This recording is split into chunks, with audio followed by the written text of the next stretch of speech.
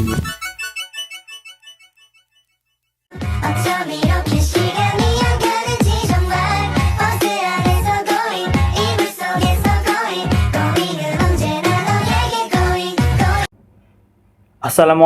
warahmatullahi wabarakatuh. Halo teman-teman semuanya, perkenalkan dengan saya Darwi Rolansyah Tampu Bolon dan rekan saya Hafsah Lanamora Siregar dan kami dari kelompok 2.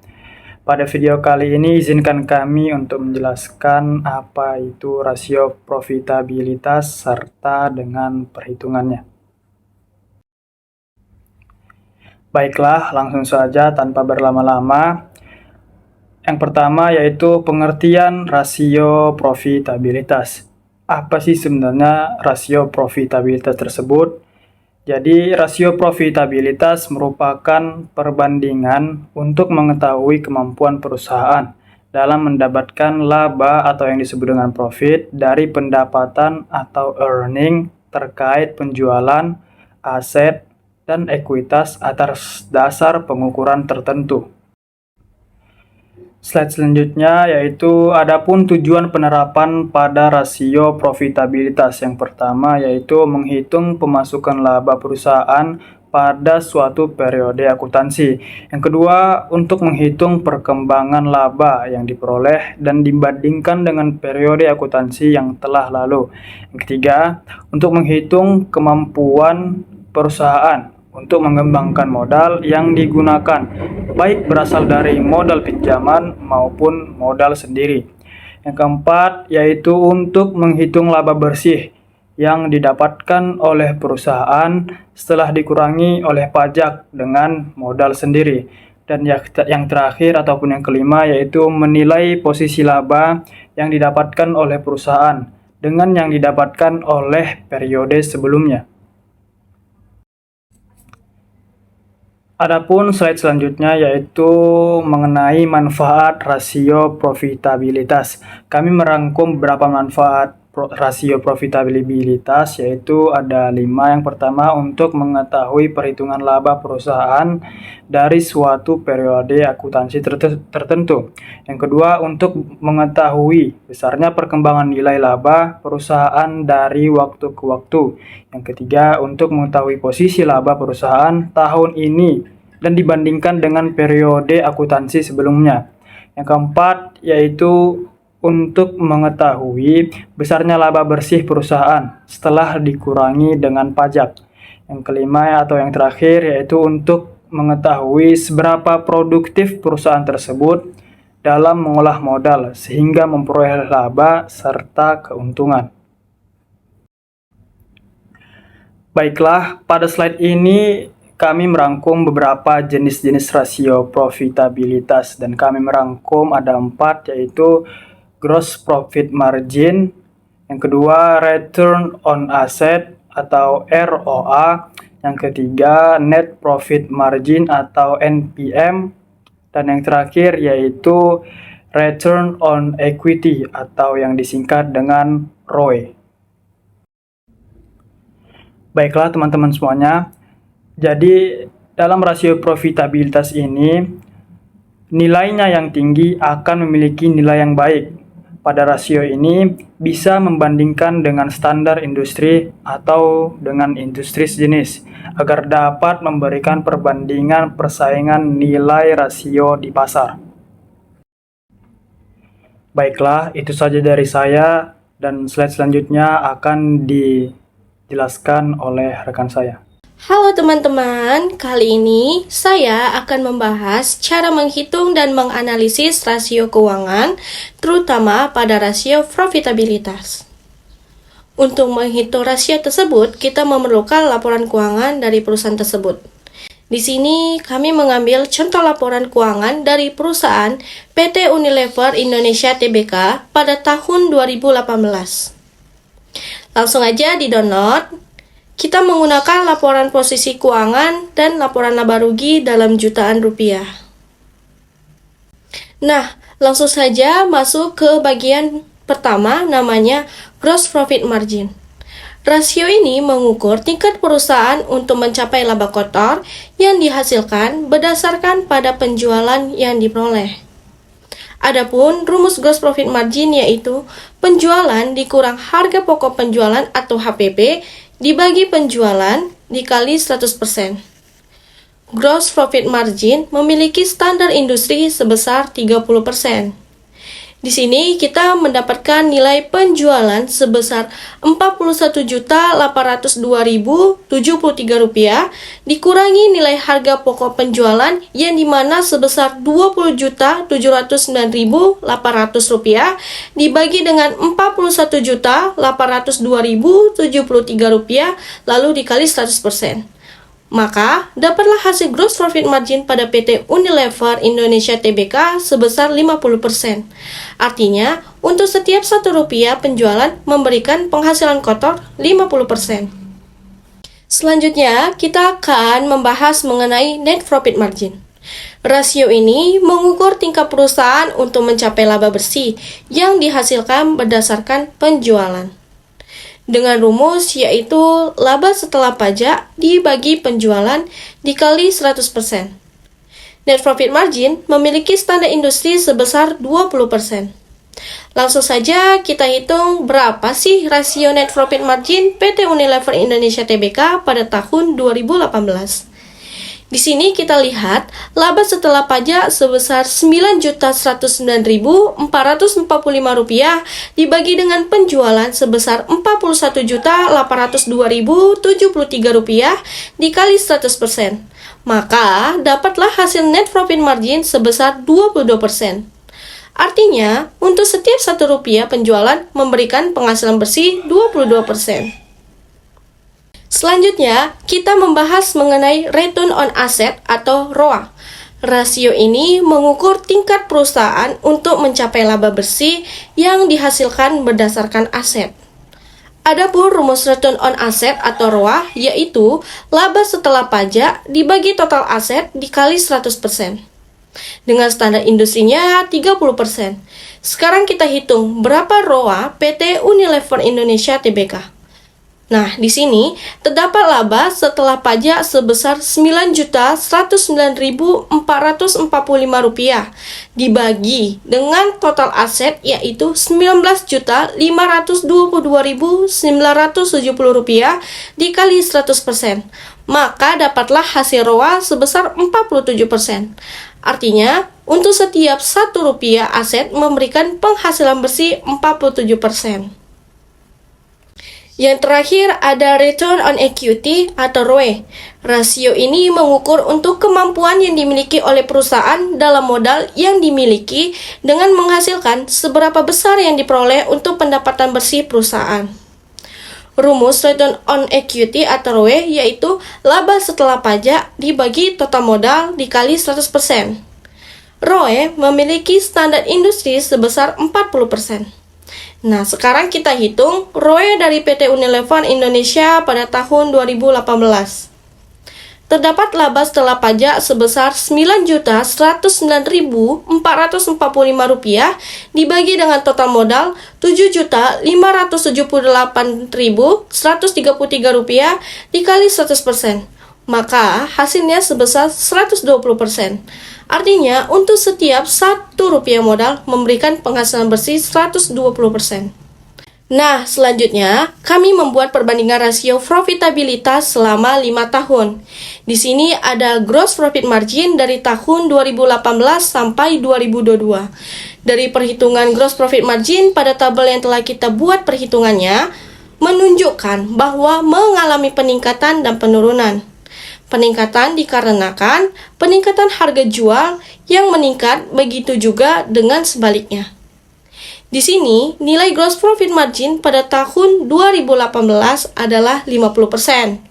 Tahun 2019 adalah 51%. Tahun 2020 adalah 52%. Tahun 2021 adalah 50%. Dan tahun 2022 adalah 46%. Rata-rata gross profit margin PT Unilever Indonesia Tbk senilai 50%, didapat dari jumlah rasio dari tahun 2018 sampai 2022 dibagi dengan tahun yang kita analisis. Dan jika rata-rata industri untuk gross profit margin sebesar 30%, maka perusahaan dalam kondisi baik karena berada di atas rata-rata industri. Nah, di sini ada grafik gross profit margin.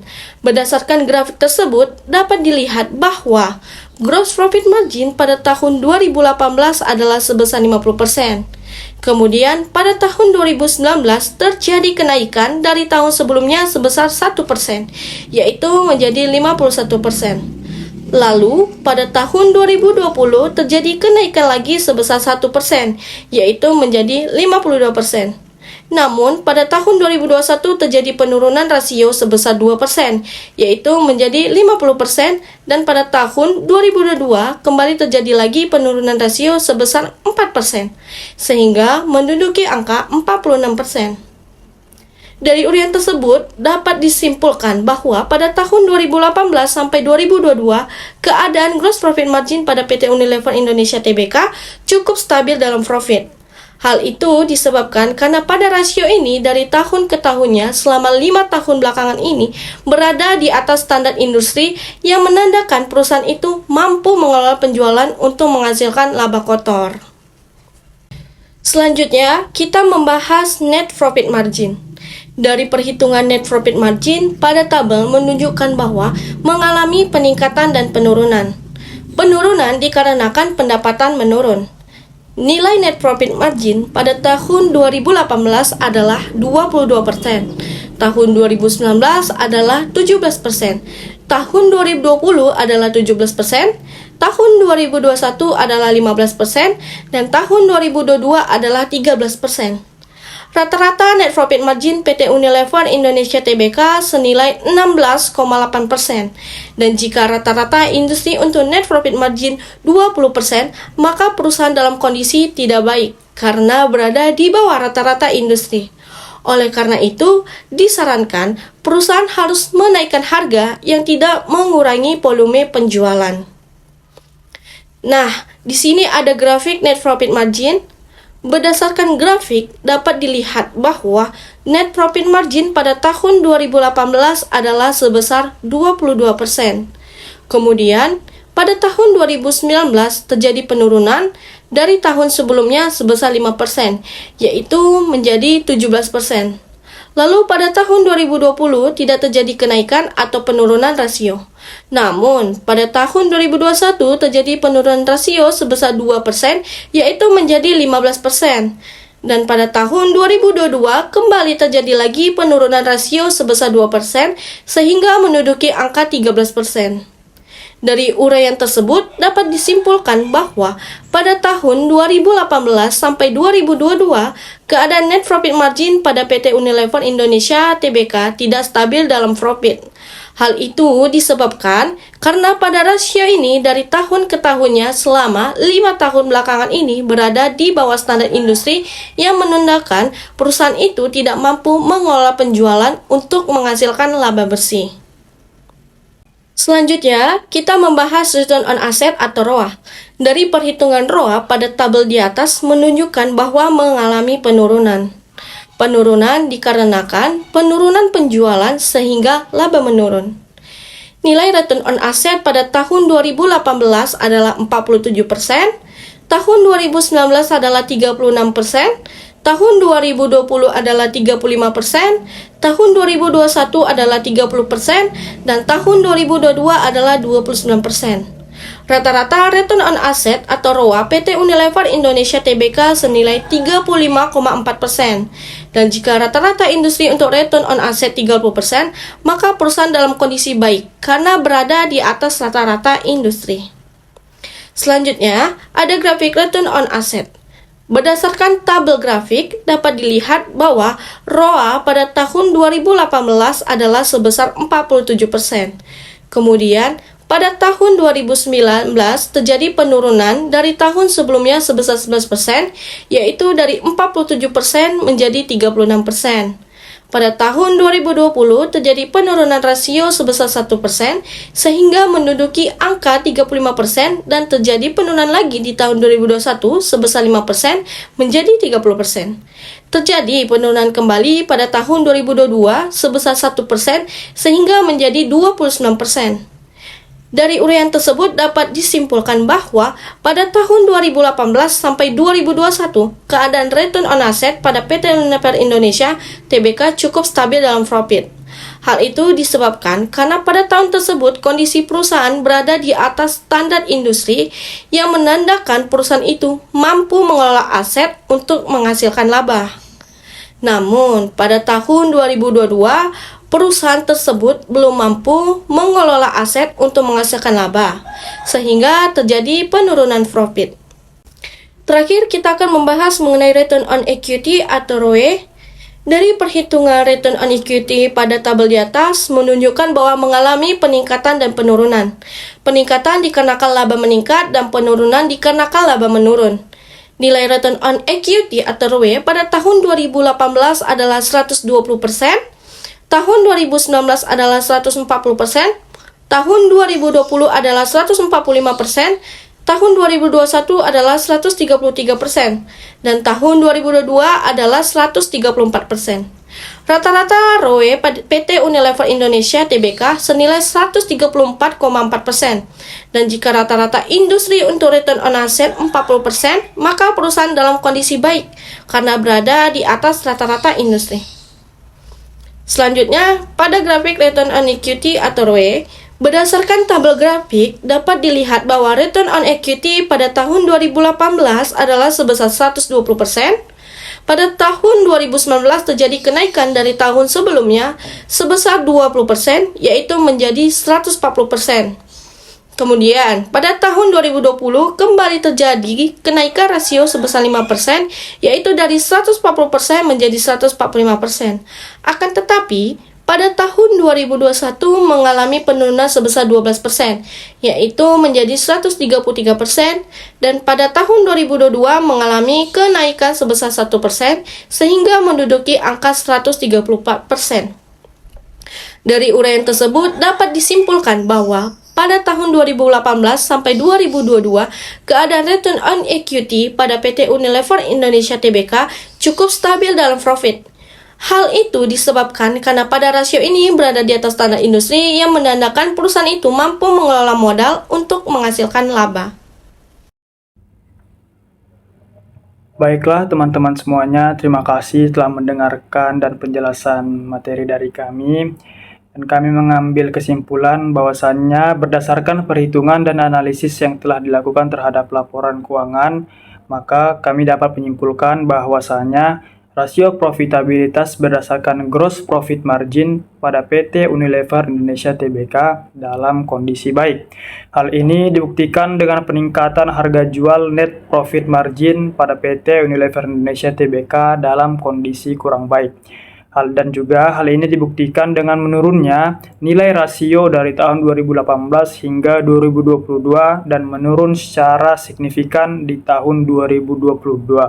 Akan tetapi berdasarkan return on asset atau ROA dan return on equity atau ROE pada PT Unilever Indonesia Tbk dalam keadaan baik. Baiklah teman-teman semuanya, sekian pemaparan materi dari kami. Maaf jika ada kesalahan kata maupun tulisan. Semoga bermanfaat bagi kita semua. Saya akhiri. Wassalamualaikum Assalamualaikum warahmatullahi wabarakatuh.